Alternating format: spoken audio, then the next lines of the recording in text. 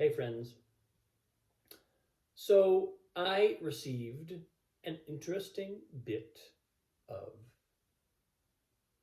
feedback, advice, insight today.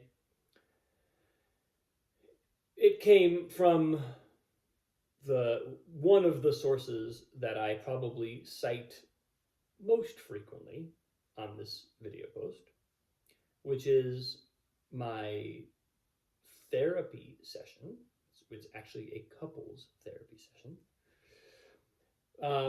with a guy. This is a guy that my wife and I met. We were trying to figure out how long ago we met him, whether we met him like before our child was born or immediately after. We literally can't remember, which is a little scary, um, but that time of our life, right before your child was born and then right after, is also a time that your memory just gets a little fuzzy. I think that's I think there's biological intent behind that haziness to our recollection. In any event, he's amazing. It's one of those things where almost every time we meet, something happens. Sometimes it's nothing, earth shattering, but other times it's quite earth shattering. It's really quite, gives us a pretty significant reframe. And this time, it was an interesting thing that happened because we were talking about some dynamics that Katie experiences, and I was offering some of what I see, and I could tell that I'd kind of clicked into a certain mode of speaking, certain mode of postulating. And at the end of it, what Paolo said, the therapist, was, Robin, you're an artist, you're a musician. So you know that when you're performing, you need to make sure you don't lose your audience. And just now, when you were speaking, you lost your audience. And he was obviously referring to Katie. And he said, so you just want to be aware of that. I think, he was in a very kind of insightful and ingenious way that I've become accustomed to with him. He was tying it to something that I have a very clear and very sort of lots of experience with, but was pointing out something that I don't know that I'm always aware of. And it's it's interesting. Even it made me even reflect on this post right here in terms of to what extent am I ensuring that in every moment I am remaining connected to the audience. Now, obviously, it's different on a video, pre-recorded video, than it is even with a live video experience. There's some degree of feedback. There's just kind of like consciousness flowing in a live experience, and certainly when you're in an actual in-person live experience, there's lots of energy flowing, and it's very palpable when your audience is with you and your audience is not with you. But I almost took his comment. I mean, I understood and appreciated the relevance to the moment in which we were, which is I was offering some feedback to my wife, and I was delivering it in a way that was not optimizing the ability of my feedback to be received effectively. Put it that way. Let's be kind to myself and put it that way. But as soon as he made that statement, as soon as he framed it that way, I was like, whoa, that's actually also relevant in a bunch of other ways. Like it's also relevant in this context. It's also relevant in the context of my creative work, my music, the writing work that I've done. There's a kind of, I took it on a very meta level, not so much that in the moments of either performing or in the moments of creation, if it's like a song I'm writing or a piece I'm writing, it's not so much that I don't perceive or appreciate or understand how to stay connected to an audience in those moments. It's more that in my overall relationship to these disciplines, I can prioritize somewhat unconsciously. I can prioritize the aspects of the experience that are internal to me over the elements in the experience or the elements in the performance that have direct bearing on the people receiving it, or that establish and maintain that connection. I can kind of drift into the interior elements, I think, to a slightly problematic degree, because the result of that is I feel like I have a lot to say, but I don't know who's listening. And I'm not even really sure whom I'm asking to listen. In other words, who my appropriate audience would be. Who are the right people to receive this? And that is something that I care very much about. Like, that's an issue that I actually would love to feel like I was able to solve. Like, that's something that I really wish I knew how to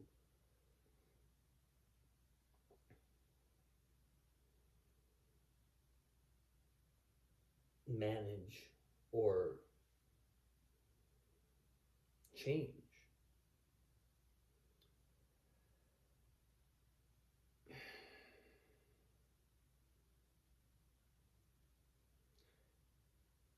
And it comes back to something that I think has been quite consistent in my experience for a long time, which is I'm fascinated by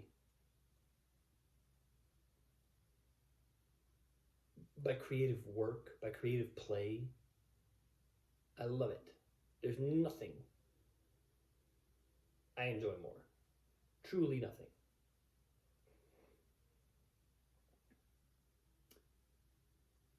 But there's also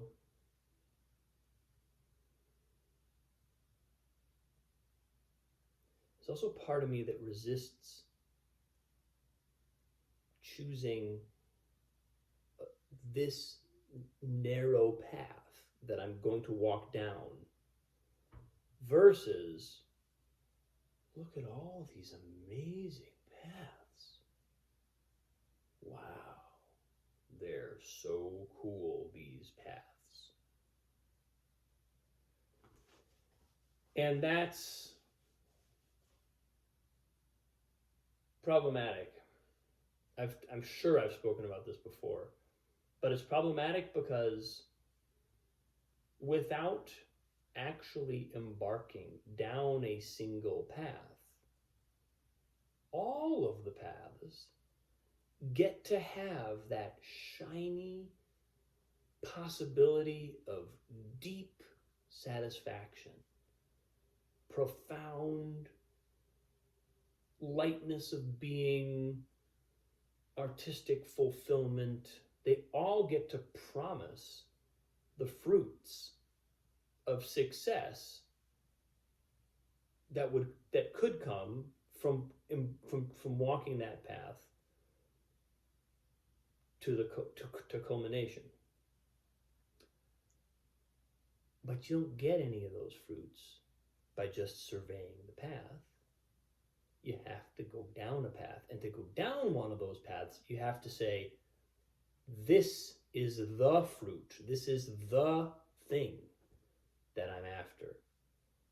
And you have to take a look at all the other ones, all the other shiny, amazing promises that might promise equal fulfillment. And in some cases, especially after we start to commit to one thing, might even look even shinier and promise greater fulfillment. And we have to take a look at all those and say, I'm going to pursue none of those. I'm going to do this one.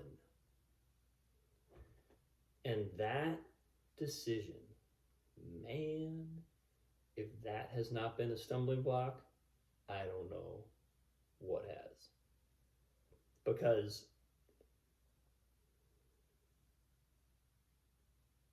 once you start down a path, it doesn't just stay a bunch of shiny potential that just gets closer and closer and closer and in a linear fashion increases until we, without ever having doubted that we would arrive, just arrive full of bliss and lightness and ease into the promised fulfillment.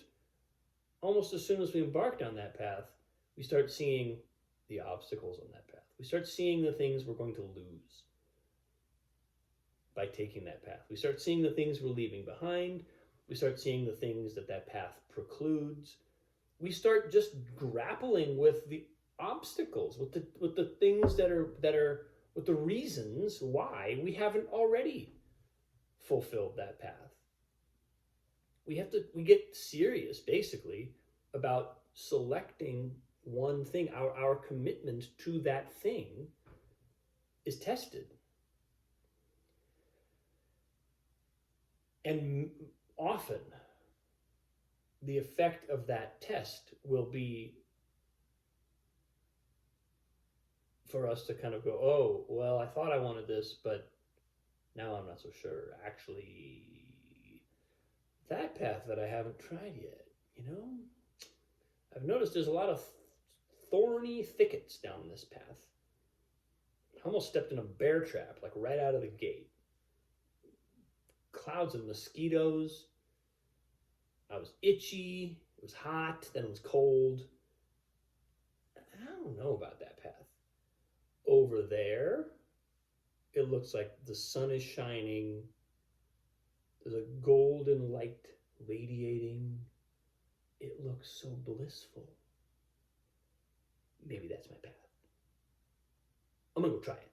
And then we go, right? And of course, within the first initial stages or however far we get down that path, we also encounter obstacles. We also have to deal with having left behind whatever these other, options are. So this conundrum, which I really truly understand to be a postmodern thing. Like, this is a conundrum that can only happen in an incredibly privileged context.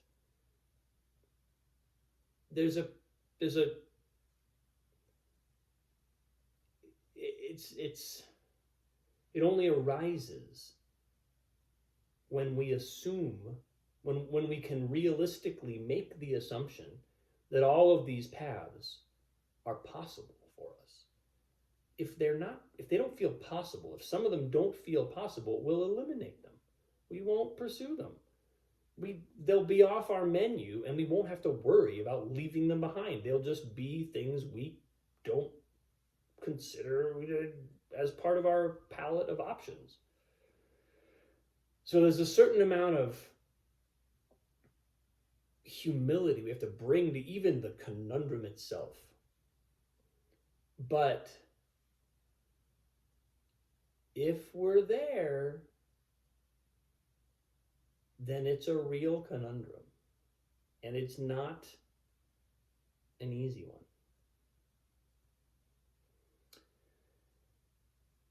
And I've written about this. I have thought about this.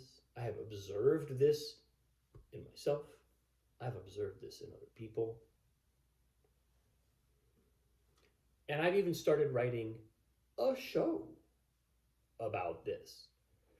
Essentially about this conundrum, a character who finds himself trapped in this conundrum. And of course, the way out is to choose a path. But how? What needs to motivate that? What's the impulse? What's the from what impulse does that choice issue so that we do definitively choose, cut off everything else? Well, this is what my show is about.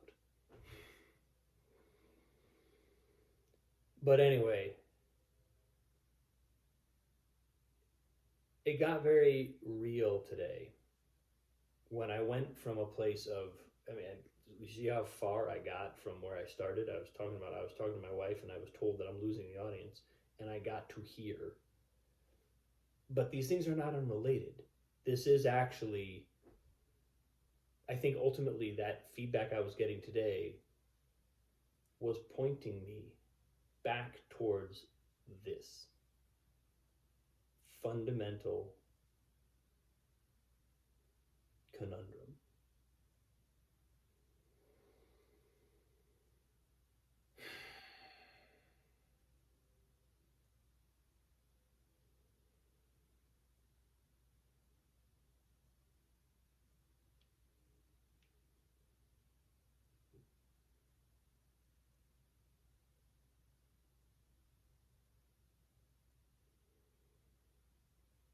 So that's my nut to crack, both in life and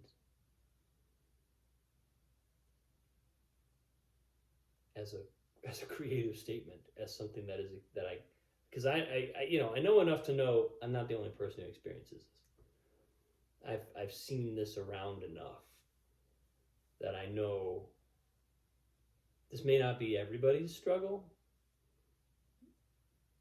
but it's also not just mine.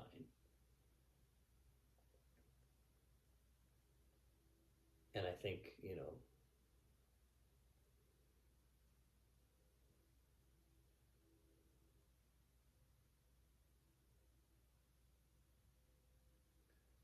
it's a shame when opportunity undermines itself, when an abundance of opportunity actually serves to undermine itself by giving us the illusion that we don't have to actually choose. That's an unfortunate state of affairs, and it doesn't feel like that's productive from the point of view of like the evolution of consciousness. It doesn't feel like that's a great place to stay stuck for very long.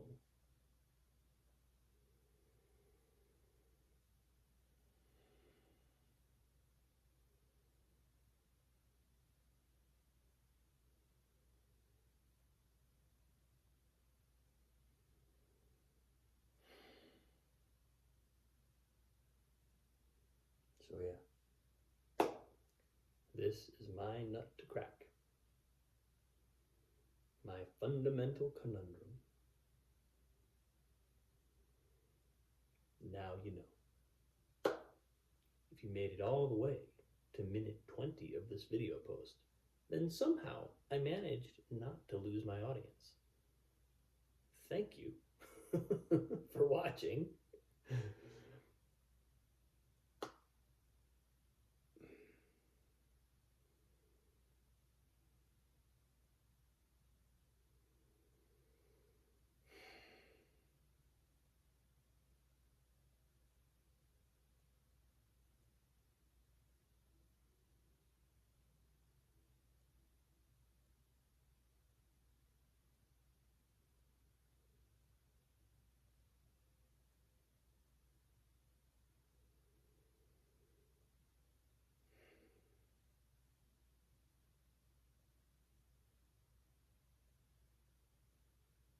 And I know this is one I've got to solve. If I have a challenge in this life,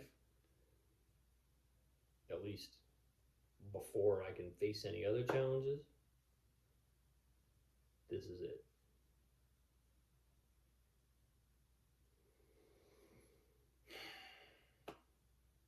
Thanks for watching. Appreciate you. Have a wonderful day. I'll see you soon.